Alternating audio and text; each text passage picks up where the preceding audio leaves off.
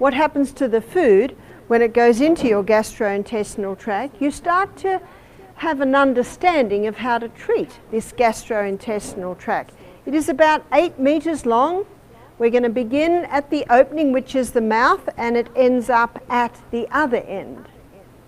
The mouth is the only part of our gastrointestinal tract where we have say over. We have say over what goes in. We have say over how much goes in.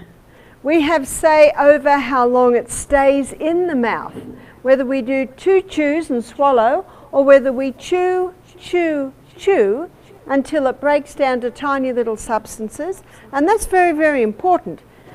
You see, there are no teeth in the stomach. So the only place we have the opportunity to chew is in the mouth. And we have exposed bone, that's our teeth, and our teeth's main role is to chew the food up until to tiny little particles. You might have heard this, the old saying that we should drink our food and chew our drinks. Are you chewing your juices at the moment? Take a mouthful and what that does, that allows your digestive juices, not a lot of digestion happens with juices, but a little bit, and it warms it. And we should drink our food, meaning we should chew our food almost to a cream. When you eat a nut very fast and you don't chew them all up, those little lumps that don't get chewed up in the mouth, they actually come out the other end. And the nutrients are, I'm not sure where we are. And I said, let's ask someone. And the look I got told me to go back to my knitting. So I did. And the next time he said, I'm not sure where we are, I just went back to my knitting. So it's very, and this brings me to another point. No controversial issues are to be discussed at the meal table. So we also have say over the environment of entry. Meaning, are we in a rush running along trying to grab a bit of meal, or are we in a stressful situation? If you're hungry and you're very, very busy, you're actually better to have a protein drink. In fact, one writer said that when we sit to eat, we should cast off care and anxious thought. Because when you're stressed at the meal table, the brain puts the holes on your digestive juices and you do not digest well. We also have say over the liquid that we take with the meal. And when we travel down to the stomach, you'll discover it's a very acid environment. And so we should not be washing down our digestive juices with what we're drinking. So the first organ is the mouth. And the pH in the mouth is an alkaline environment. And there are 2 foods that begin digestion in the mouth. One is starch. And the enzyme that breaks down starch, or another word for starch is carbohydrates, is ptyalin. Ptyalin is a salivary amylase, and ptyalin is not present in a baby's mouth. The first teeth that the baby gets are 4 at the top and 4 at the bottom, and those teeth are called milk teeth because that's all baby should be having, is milk. But it's also taste time. Around that time, the baby is beginning to sit. It's around 7.5 months. The baby's putting things in the mouth. And this is a good time to give the baby a piece of cucumber, a piece of banana, a piece of pear, a piece of apple. It's taste time. And you will notice by the end of the meal, the little one has maybe 3/4 got through that piece of cucumber, and there are lots of little tiny bits of cucumber all on the high chair, and lots of pieces of cucumber on the floor, and if you get down, you see it's just taste time. Now the baby's like a little rabbit, chew, chew, chew. When a baby only ever has slop, you know what slop is? It's that stuff so many people feed their babies, all mashed up.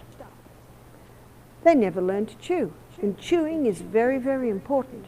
When we chew and chew down to tiny, tiny particles, we now create a larger surface area for our digestive enzymes to work on.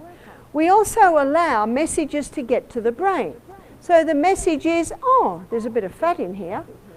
And so the organs further down are getting the message. Ah, yeah, there's a bit of fat coming. Ah, there's a bit of protein. Yep. So the different organs that digest the different nutrients are given the message. So if someone goes chew, chew, swallow, the organs are saying, what's coming? And the brain says, I don't know. They're chewing so fast, it's very difficult for me to assess what's coming down. So these are some of the many reasons why we should chew. With a baby, the next teeth that come through after the 4 at the top and the 4 at the bottom are the molars. Now they come through back here. Molars grind. What do we grind? Grain. Now when the molars are through, then and only then is ptyalin released. So no baby produces starch until the ptyalin is full, until the molars are through, and then the ptyalin's released. And what are mothers told to give their babies 4 to 6 months of age? Rice cereal. It makes no sense at all. One lady said, Barbara, just mash it up in the blender. Well, that made no sense at all to me, because you put it in a baby's mouth. Have you noticed what happens? You see, when babies suck the nipple, they use their tongue and their top lip. And so when you put mush in there, they come down like this and it pops straight out. I've seen mothers do it, then they scoop it up and then they put it back in and they scoop. It doesn't make any sense at all to me. You see, a baby should not have food until they can sit, till they can feed themselves, until they've got teeth to chew it. Now, doesn't that make sense? Makes a lot of sense. But Heinz baby food, they want you to buy their baby food at a young age. So they've actually managed to find a few authorities that say if you feed your babies at a young age, they'll be smarter. You know, you can't believe everything you read. Now let's have a look at Einstein, let's have a look at Galileo, let's have a look at these geniuses in times past. They were not fed food as babies. It's a recent thing. It's only about the last 100 years that babies have been fed food. Traditionally, babies were never fed food. So all these great geniuses of the past, it certainly didn't stunt their intellectual power. The other food that is broken down in the mouth is saturated fat. So your saturated fat is your coconut, your palm oils, your shea butters, your cocoa butters, butter. The saturated fat is broken down in the mouth. Underneath the tongue there are sublingual glands that release lingual lipase. And lingual lipase is the enzyme that breaks down saturated fat. Saturated fat is unique in it is the only fat that begins its breakdown in the mouth. Now we come down the esophagus and we come through a little bilayered muscle there that's called the cardiac sphincter. It's called the cardiac sphincter because it's nearness to the heart. And that little bilayered muscle is designed to prevent food going back up into the esophagus. You see, when you get into the stomach, it's a very acid environment. And that acid is important for the enzymes to work. But some people have a condition called reflux, heartburn, you've heard of it, or GERDs, the problem of the acid coming up. And so what are they given? Antacids? That doesn't make much sense at all. Because if a person takes an antacid, how's their stomach digestion gonna work? To give someone an antacid because they've got acid coming up is like shooting all the horses because they get out of the gateway. Just shut the gate. Yeah. Just shut the gate. So why is the gate weak? Because the gate must be weak for acid to come back up. Why would it be weak? It would be weak because of a person eating their main meal at the end of the day. If a person eats a large meal at the end of the day, then they lie down to go to sleep and the contents of the stomach are pushing against the cardiac sphincter. It's not the odd day that might happen, but night after night after night after night, like the dripping tap on a stone, it is weakening that cardiac sphincter. Because it is a muscle, when it tightens, it opens. When it's relaxed, it's closed. So stress can cause it. Now we have a muscle called the diaphragm. You've heard of your diaphragm? Your diaphragm sweeps across under the ribs like that. And that diaphragm, right in the middle at the top, there's a hole, and that's exactly where the cardiac sphincter is. So if someone has a weak diaphragm, and the diaphragm is a muscle, like any other muscle, the more it is used, the stronger it gets. If someone has poor posture and they're slouched like this and they're not breathing with their abdominal muscles, that diaphragm can get weak. And when that diaphragm gets weak, it also can weaken the cardiac sphincter. So how do we strengthen our diaphragm? We stand tall, we stand straight, and we use our abdominal muscles in the breathing process. Your abdominal muscles are all connected to your spine. So when your abdominal muscles are strong, they automatically will pull your spine straight. So tight clothes, slouching, weak abdominal muscles, they can all contribute to a weak diaphragm, which can contribute to the condition called reflux. A massage therapist said to me one day, she said, I can tell the strength of the body by the strength of the core. They're the core muscles. One lady said, my core muscles are long gone. I said, well, if they were, you'd be standing like this. Because it is our core muscles that cause us to stand straight. And that's why your core strengthening muscles, your Pilates type exercises, your squatting, your rebounding, they all strengthen those core muscles, which strengthens your diaphragm, which automatically helps to strengthen that little cardiac sphincter. So to heal from reflux or heartburn, have breakfast like a king, lunch like a queen, and tea like a pauper. Take magnesium, and magnesium is a muscle relaxant, and it will relax that cardiac sphincter. Lining the stomach are folds, and these folds basically are like this. And those folds are lined with gastric glands. And the gastric glands, 2/3 of them, so that's these ones here, they release mucus. And that mucus forms a thick mucosa lining on the stomach, designed to protect the stomach wall from hydrochloric acid.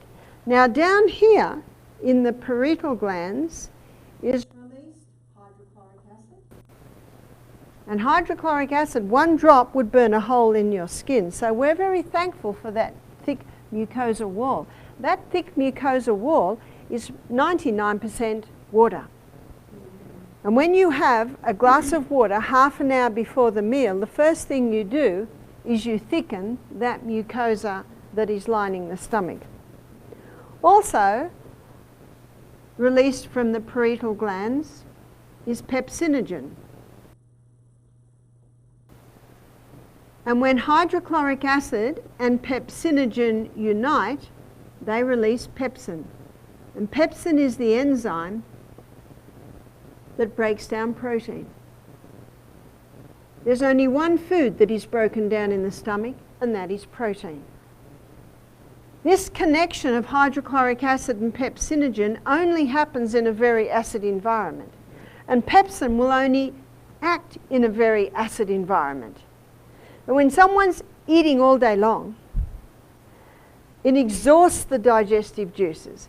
And when someone is stressed with their meals, these are not released. And when someone's drinking with their meals, it waters down the pH of the stomach, which means these two can't connect properly, and pepsin doesn't work properly. So to ensure that your stomach digestion is working efficiently and effectively, make sure you drink between meals. Stop drinking about half an hour before the meal and resume drinking about an hour and a half to 2 hours after. If you're thirsty after a meal, by all means have a mouthful. That's not going to make a huge difference.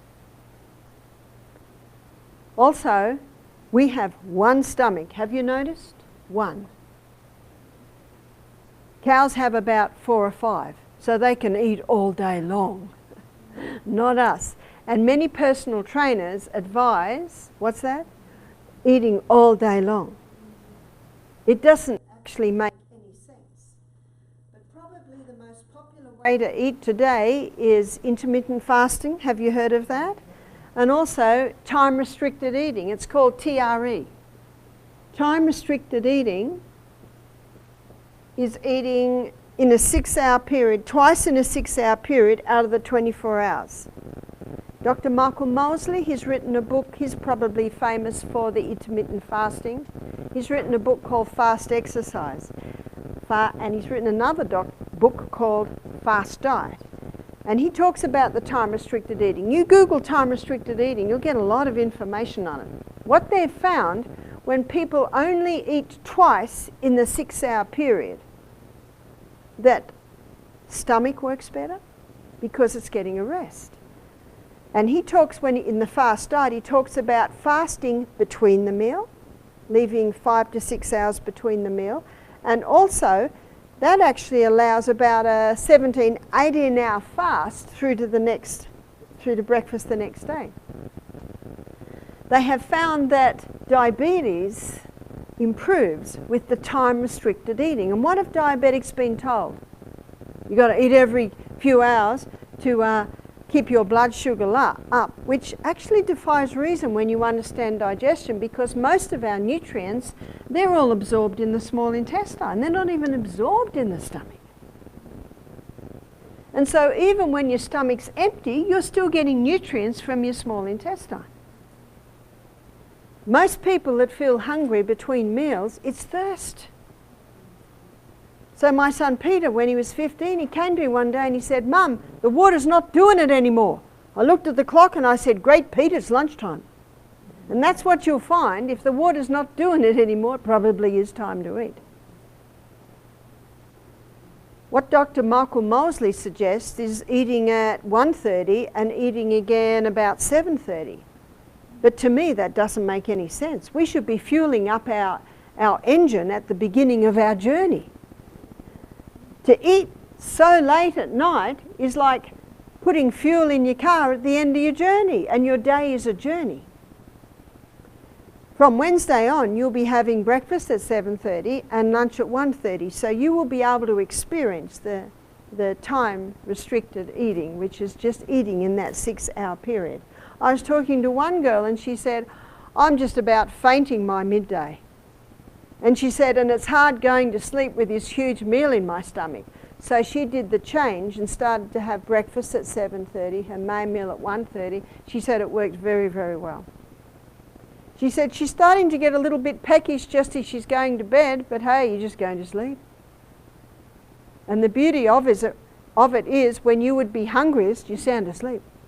And if you wake up in the middle of the night starving, have a crystal of Celtic salt and a glass of water and go back to sleep. And you'll find that will probably do it. Hydrochloric acid not only connects with pepsinogen to release pepsin, hydrochloric acid is very strong antibacterial, antifungal. In fact, in my book, I've got a chapter called The Stomach's Secret Weapon, and that's hydrochloric acid. And when I give a lecture on the immune system, I talk about hydrochloric acid as part of our immune system because it kills off any unwanted bacteria or yeast or fungus that might come in on the food. And I think I mentioned this morning, if someone eats blue vein cheese, if they've got real strong hydrochloric acid, it basically wipes it out. So that's also part of our immune system, is our hydrochloric acid. How can you boost hydrochloric acid? Drink between meals and not with meals. Make sure you cast off care and anxious thought as you sit to dine. Eat twice a day. But what if you still need a little boost? You can take 1/4 teaspoon of cayenne pepper in a little water just before the meal. Cayenne pepper will wake anything up. You can also take the juice of a lemon just before the meal. That will also revive your gastric juices. Some people that have lived under major stress for many years will often find their hydrochloric acid levels a little bit low. I have never met anyone with too much hydrochloric acid. In fact, if someone says to me, I've got a very acid stomach, I say, fantastic. It's supposed to be. Dogs have 6 times the hydrochloric acid of humans. Do they get reflux? Do they get stomach ulcer? No, no, no.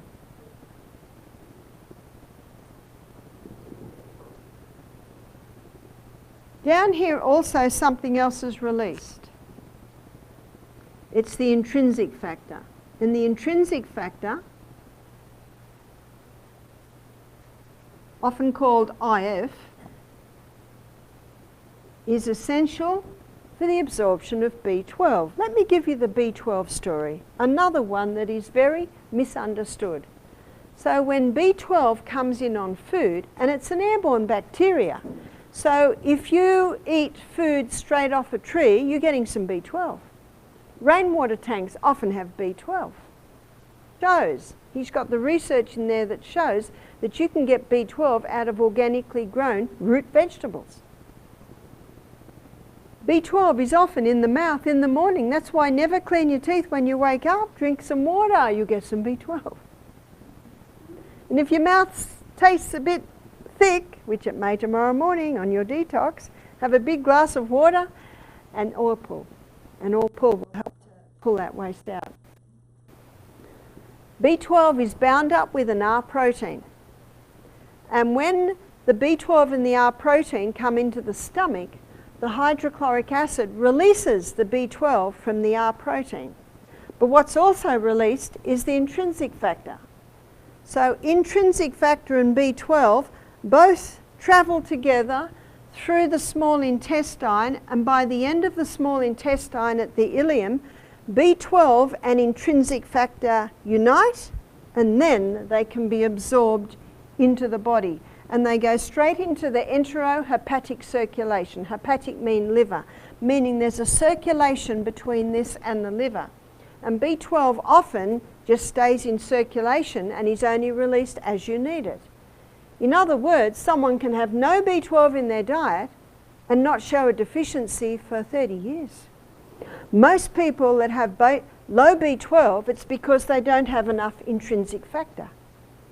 All the things I previously talked about, eating all day long, overeating, eating huge meals at night, drinking with the meals, stressed at the mealtime, not only does it inhibit the production of hydrochloric acid pepsinogen, but also the intrinsic factor. So low B12 is usually a gut problem.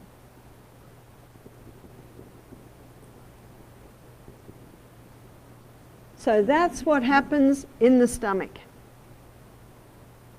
Now we're going to travel through the pyloric sphincter, which is the little valve at the end of the stomach. And then we're coming into the duodenum.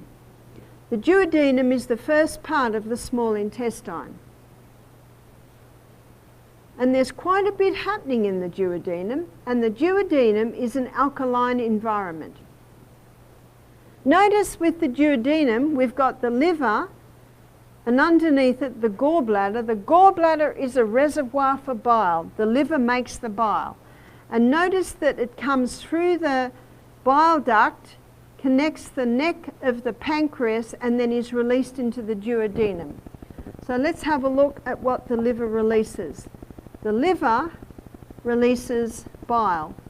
And bile is the enzyme that starts the breakdown of unsaturated fats. So they're all your polyunsaturated fats, often found in your nuts and your seeds. That's what bile does. We've also got the pancreas. So what does the pancreas release? The pancreas releases pancreatic lipase. And pancreatic lipase is the enzyme that helps to finalize the breakdown of your unsaturated fats. The pancreas also releases, I don't think there's an E there, that's better. The pancreas also releases pancreatic amylase. Now let's go back to the mouth for a minute. Ptyalin is a salivary amylase, and it started starch digestion. So the starch starts to be digested in the mouth. And it comes into the stomach. Because it's an acid environment, everything's put on hold. And then it comes into the duodenum, where we're once again alkaline. And pancreatic amylase, it finalizes starch digestion. The pancreas also releases trypsin. And trypsin is an enzyme that finalizes protein digestion. Remember where protein digestion began? Protein digestion began in the stomach under the action of pepsin.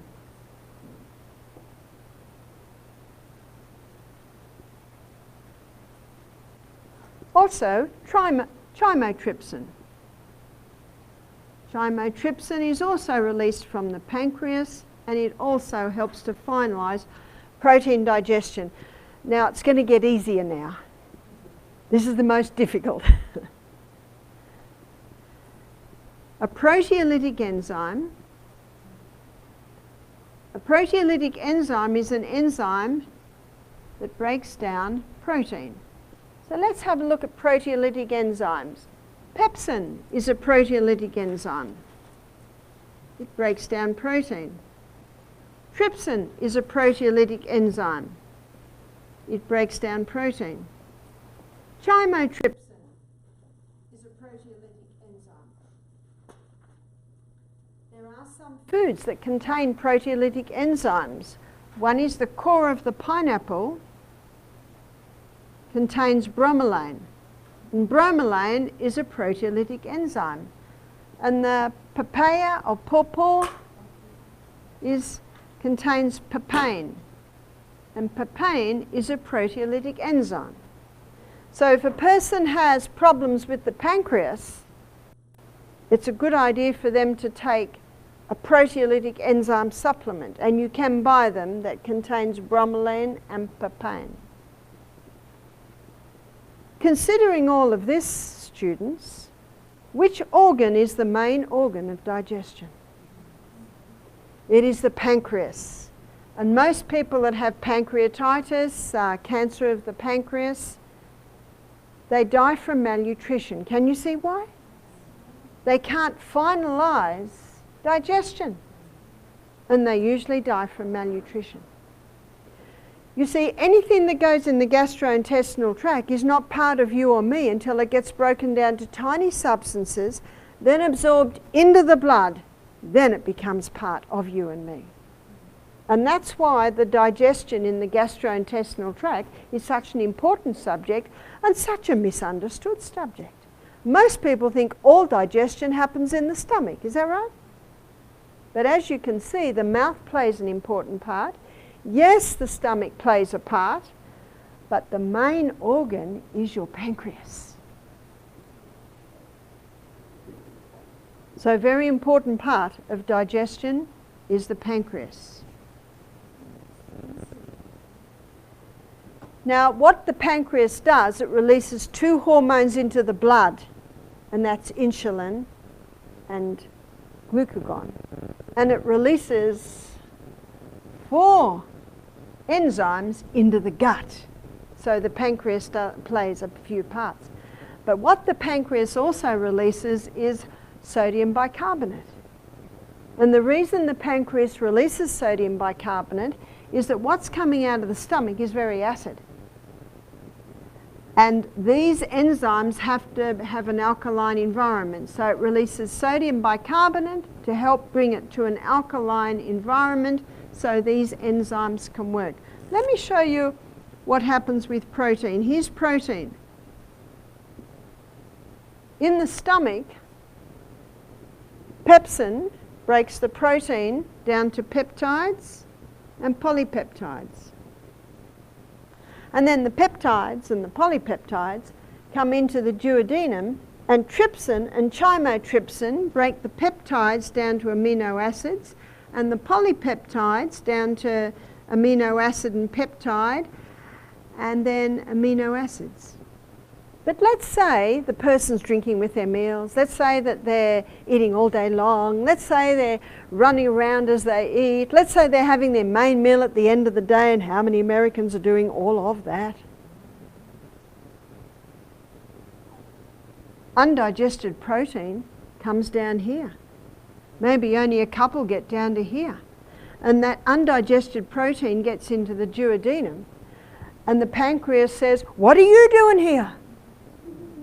"Sorry guys, but they're drinking with their meals. They're eating all day long. They're having their main meal at the end of the day, and there just was not enough acid to break it down. We'll do the best we can." But all the trypsin and chymotrypsin can do is actually bring it down to this, the peptides and the polypeptides. Most of our food is absorbed halfway down the gastrointestinal tract. And so peptides and polypeptides are getting down here into the large intestine, and the large intestine says, "What are you doing here?"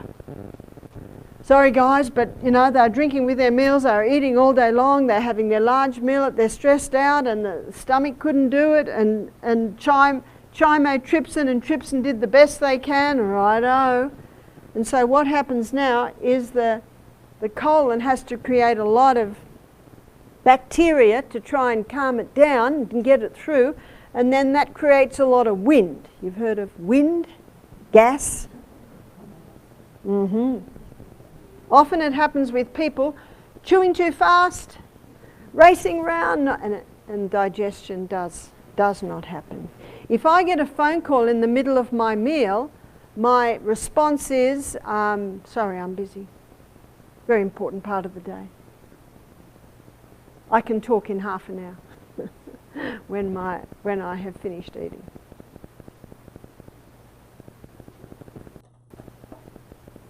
Now we're coming to the grand finale of digestion. The grand finale of digestion is happening in the small intestine.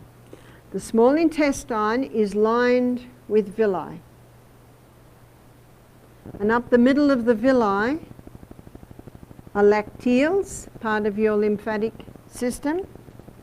And all over, all through, is the blood capillary network. The Bible says in Leviticus 17 verse 11 that the life of the flesh is in the blood. And one of the main roles of our gastrointestinal tract is break our foods down to tiny substances to be able to get into the blood. Now, lining the gastrointestinal tract, and we looked at this morning, is a thick turf wall that's comprised of yeasts and bacteria, called the healthy bacteria or the friendly flora. The two permanent are Lactobacillus acidophilus, bifidobacteriums. And as we looked at also this morning, this thick turf wall is responsible for the final touches, the final breakdown. In fact, one of the roles of that bacteria is to release the B vitamins. This gut flora is also responsible for the absorption of the nutrients out of the gut and into the blood. This gut flora is also responsible for protecting our blood against any harmful pathogens that might be in the gut. This flora is also responsible for the nourishment of the cells that line the gastrointestinal tract. How important is that gut flora? But what's happening today is there are some specifically drugs that people are taking that break down the gut flora. Antibiotics break it down. Antibiotics kill the good guys and the bad. Garlic, some of the research is showing, is garlic is 6 times more potent than tetracycline. It's a powerful antibiotic. On Wednesday night when we do our demonstration on poultices, I'll be giving you a recipe for an antibiotic alternative if you have colds and flus. And it has a lot of garlic in it. Another thing that helps to break it down is the statin drugs. Tomorrow when we look at the liver, I'll be telling you the truth. And you'll be seeing how it is not cholesterol or unsaturated fat that cause heart disease. So there's no need to go on the statin drugs. And they certainly break down the gut flora. Cortisone, prednisones, the steroid drugs can break down the gut flora. Long-term Painkillers can break it down. Contraceptive pill. One lady said, well, I get a tick for all of that. So when the gut flora is broken down like that, we've now got a compromise in the breakdown of our food. We've now got a compromise in the proper absorption through. We've now lost our border protection. Our cells lining the gut have got a compromise in their nourishment. Now let's have a look at this. Let's say some yeast and bacteria is coming in on food. You can't see it. The hydrochloric acid will wipe it out. But the person's drinking with their meals, the person's eating all day long. They've exhausted their hydrochloric acid. So it survives the stomach. But that's all right, because God created our bodies to have another line of defense further down, which is our gut flora. But when it gets down to the gut flora, oh no, even that's compromised. And so what's happening now is harmful pathogens can get into the blood, which should never be.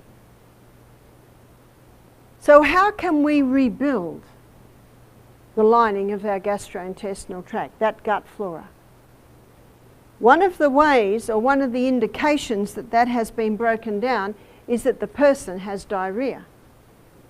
One of the main functions of the colon is to take water out so stools are formed so the contents can pass with ease. So when the person has lost the proper lining to the gut, one of the reactions can be irritation. And so that can be called colitis, Crohn's disease, irritable bowel, gastritis. So how do we heal from that? Let me give you the story of a lady who came and saw my meeting similar to this on a Tuesday night. This was in New Zealand. On that meeting, I showed them how you can heal that lining of the gut. Number one, take a probiotic. A probiotic is a supplement of Lactobacillus acidophilus bifidus bacterium. There are foods that are high in probiotics. Sauerkraut is one of the best. Your yogurts, your kefirs, your misos. Number two, stop. There are some foods that are particularly irritating when there's a compromised or raw exposed gut. And one is the hybridized wheat of today. The wheat was hybridized in the 50s, went worldwide in the 70s. By the 1990s, all the wheat products you buy in the shops are made out of the hybridized wheat. And it's particularly irritating to the lining of the gut when it is compromised. Dairy is particularly irritating, and also refined sugar. Refined sugar is like kerosene to a fire on a compromised gut. So these things must stop to heal the gut. Number three, Psalm 104 verse 14, the Bible says God gave herbs for the service of man. There are herbs that will coat, soothe and heal the lining of the gut. And one is slippery elm. You put water with slippery elm, it's the powdered bark of the slippery elm tree. You put water with slippery elm and that powder goes a little slippery. And that's exactly what our gastrointestinal tract needs. Also, aloe vera. Both of these herbs contain growth stimulants, and both of these herbs coat, soothe and heal the lining of the gut. So this lady heard this lecture. She said to me, the things you have told me tonight I have never heard. She said, I've irritable bowel for 30 years. She was still going to the toilet 8 times a day. She had pain and she had bleeding. So she went home. That next day she implemented this. A biscuit with a cup of coffee mid-morning. She said, I have sandwiches for lunch and maybe a cake. She said, I have pasta for tea. She said, I'm doing everything that I should not do. She said, I did not know. Many are sick through ignorance. So she immediately changed what she was doing. She immediately stopped these foods that irritated. As soon as the health food shop was open, she bought slippery elm. She had it before every meal, and she had it just before she went to bed. She came up to me on Thursday night. So she heard this Tuesday night. She came to me on Thursday night. She had a big smile on her face. She said, I'm not bleeding from the colon anymore. I have no more cramping. I've gone to 4 bowel movements a day, 2 days. Incredible. Do you remember this morning we looked at how those cells are remade every 3 to 5 days? 30 years she's been suffering. So what medicine usually does is give cortisone to stop the gut reacting and anti-inflammatories, and then eventually start taking pieces of the colon out. Or they have another option today. It's called fecal transplant. Have you heard of it? Well, what they do is they take the feces out of a healthy colon. What I'm saying is true. They put it in the blender with water, yes, and then they put it in this big syringe and they put the person under anaesthetic and then they inject that into the colon. I had a man ring me. He said, my 15-year-old daughter, she's had this irritable bowel for a long time. He said, I paid $10,000 for her to have a fecal transplant. She went really well for 10 months, but then she got a bad cold and she took antibiotics, and what did the antibiotics do? They brought it straight back by killing off her. He said, she's back to square one. Can you help her? I said, is she willing? Did you hear what I said? He said, no. I said, I'm sorry, I cannot help. I cannot help. Hopefully that father will not pay another $10,000. And hopefully the girl will eventually agree. If a parent says, I want to bring my child to your retreat, you know, what do I say? Are they willing? Are they interested? Because a man convinced against his will be of the same opinion still. I find often when a person hears this, they actually begin to understand.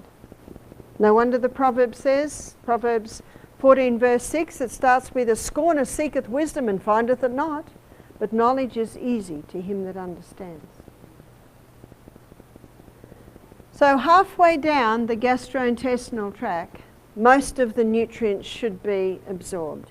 When the contents come into the large intestine, they come in through, again, a double layered valve called the ileocecal valve, because we don't want anything to go backwards. Notice the appendix. Did you know that God didn't make a mistake? The appendix is a very important part of the gastrointestinal tract. It has 2 main roles. It's called the colon's oil can because it lubricates the contents as it moves through the large intestine. It also releases antibacterial fluid in case what's coming out of the small intestine is toxic. Why would it be toxic? You see, dogs have a gastrointestinal tract that is 1 metre long. Ours is 8 metres long. When meat breaks down, it putrefies. So with a dog, they've got 6 times the hydrochloric acid, so it breaks it down fast and then it's out of the body. And of course, no one's ever going to put the dog's droppings into the compost bin or the garden, are they? Because it's actually made out of meat that putrefies. We don't want that in our garden. So with a human gut, often what's coming out of here when they're on a meat diet is fairly toxic. And so when people are eating meat, the appendix works very, very hard. The only people that really get away with it are people that eat a small amount of meat and a lot of vegetables, because vegetables ferment. And what's coming off that is not as toxic as putrefaction. So let's say the person had a big steak and then they had some wine with their meal, then they had some ice cream and chocolate flavourings. All of that just feeds the putrefaction. So what's coming out of here is pretty bad. And so that appendix is working hard. And when that appendix works very, very hard, it gets inflamed. And what's that called? Appendicitis. That's right. And so now we're coming through here, and one of the main functions of the colon is to take water out so stools are formed. That's why it's very, very important that the person be well hydrated.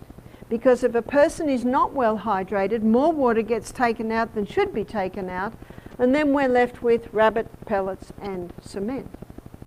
Also notice that the structure of the colon has a lot of grooves and corners. It needs to be swept every day. That's why it's very important to have a high fibre diet.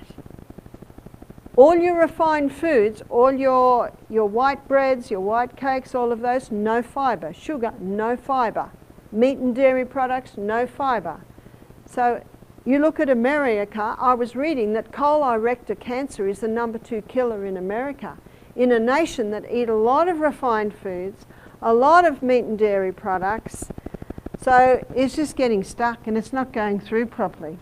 Dr. Kellogg, he said 3 intakes of food a day should equal 3 evacuations a day. So I meet people who are going once a week. I meet people who are going twice a week. So Dr. Kellogg, he said 1 bowel movement a day is constipation. When we drink adequate water, when we're having a high fibre diet, then that movement happens as it should be. The most normal common time to evacuate is really after every meal, because when you eat and your stomach starts massaging that food, it massages all the way down the gastrointestinal tract. One lady said, "Barbara, something's wrong with me. I eat a meal, then I've got to go to the bathroom and I lose it all." I said, "No, you're not losing what you just ate. It's still in the stomach." See, digestion takes anywhere between 3.5 to 4 hours.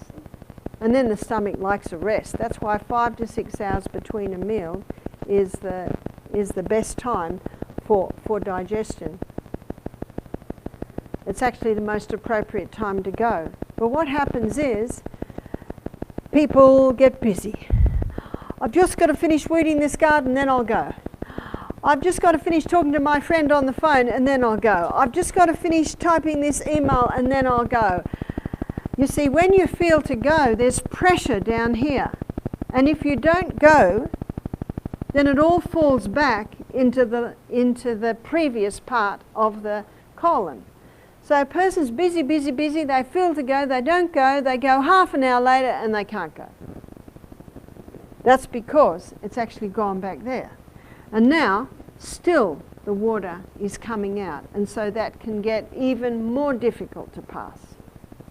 And as I showed you this morning, our puborectalis, that muscle that holds up the large part of the large colon, when we squat, it relaxes and the contents can pass with ease. But what about a person who is only going once a week? What about a person who is not going twice a day? And as I mentioned this morning, the colon has a mind of its own. And if you're not going as often as you should and you tell it to go, it won't, will it? It needs gentle stimulation by exercise, by adequate water, by a fibre diet. Also by position, which is the squatting position. Bed Bath & Beyond sell Squatty Potty, which is a stool that wraps round the toilet so you can pull it out with your daily evacuation. Let me tell you the story of a lady that did our program. She was a psychologist. She went once a week with help. I said, we'll help to move the colon. So what we did was we gave her colon tea. We affectionately call this the colon tea because it specifically stimulates peristalsis in the colon. And this tea is 1 part cascara. Cascara sagrada is quite a strong herb, so it's only 1 part. It's 2 part licorice. And licorice is a herb that gently stimulates peristalsis. It's also an emollient. That means it also can coat and soothe the lining. And 3 part buckthorn. Buckthorn is a herb that is a relative of cascara. It's not as harsh or as bitter as cascara. So licorice is sweet, cascara is bitter, and the buckthorn not quite as bitter. And I think you've all experienced the taste of colon tea. Some love it, some don't. Most people say, I can handle it. So you would put all those herbs. So this licorice is a root, these two are barks. And all barks and roots must be simmered. So you'll put that mix into a jar, and the rule of thumb is 1 teaspoon of the herb mix to 1 cup of water, and then it's a simmer for 10 minutes. So what's the dose? Well, some people need half a cup a day, some people need 1 cup a day. This lady needed 3 cups a day. We gave her a cup in the morning, a cup in the middle of the day, and a cup in the evening. We also applied a castor oil compress to her abdomen. Castor oil penetrates very, very deep and helps to break up congestion in that area. At our retreat in Australia, we do colonic irrigations, and so we also gave her a colonic irrigation, which is like a bowel treatment, which is just warm water going in and out of the colon, which the warm water helps to loosen any old build-up. By the 3rd day, she was going twice a day. The whites of her eyes became white. They'd basically been grey. Her skin had a grey look. It was pink. By the end of the week, she said, I can't believe how clear my mind is. She said, maybe this is the problem with most of my patients. What was she? A psychologist. Now, this is what she told me 4 months later. She went home having 3 cups a day, and at the same time she started drinking more water. She went on a plant-based diet. She started to exercise. She started to go to bed earlier. She stopped her dehydrating agents, which were coffee, refined sugar, and wine. She said, implementing this lifestyle and taking the tea, after about 6 weeks, she started to go 4 times a day. So she brought it back to 2 cups a day, which got her going twice a day. After 6 weeks, she started going 4 times a day. So she brought it back to 1 cup a day. After 6 weeks, she started going 4 times a day, so she stopped the tea. After 4 months, she was going without any help. So when she came to us, and this lady's in her 60s, she was going once a day with help from a very strong laxative that basically was like Drano and just... And she'd suffered this for about 30 years. So the beauty of these herbs, obviously at first, if you use them, you go. If you don't, you stop. But if you keep using them, eventually they stimulate by the colon by restoring and reviving colon function. So eventually she did not need it at all. That is the good news. So what can you do for hemorrhoids? Hemorrhoids is usually a result of constipation, too much weight on that lower area, and the person sitting instead of squatting and putting pressure there. That should never happen. What can you do for hemorrhoids?